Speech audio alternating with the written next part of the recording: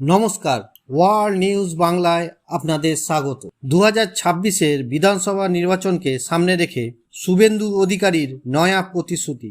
ভোটে জিতে এলে দলের শহীদ পরিবারদের দায়িত্ব নেবে বিজেপি। বুধবার সভামঞ্চ থেকে এমনই ঘোষণা করেছেন শুভেন্দু। এছাড়া তিনি ঘোষণা করেছেন দলের যে নেতা কর্মীরা জেল খেটেছেন তাদেরও মাসিক 5,000 টাকা করে ভাতা দেবেন দল। এদিন কাঁচরাপাড়ায় কন্যা বাঁচাও মিছিলে অংশ নিয়েছিলেন বিধানসভার বিরোধী দলনেতা শুভেন্দু অধিকারী। সেই মিছিলের শেষে মঞ্চে দাঁড়িয়ে এই বক্তব্য রাখেন তিনি। তার বক্তব্য, তৃণমূল সরকার যাদের মামলায় জড়িয়ে জেল খাটিয়েছে তাদের মাসে 5,000 টাকা করে ভাতা দেওয়া হবে। তবে ভোটে জিতে এলে বদল হবে আর তার সঙ্গে বদলাও হবে বলে হুঁশিয়ারি দেন শুভেন্দু অধিকারী। তিনি বলেন, সুদে আসলে সব ফেরত দেওয়া হবে শাসক দলকে। তবে এই ভাতার কথা আগেই বলেছেন শুভেন্দু অধিকারী।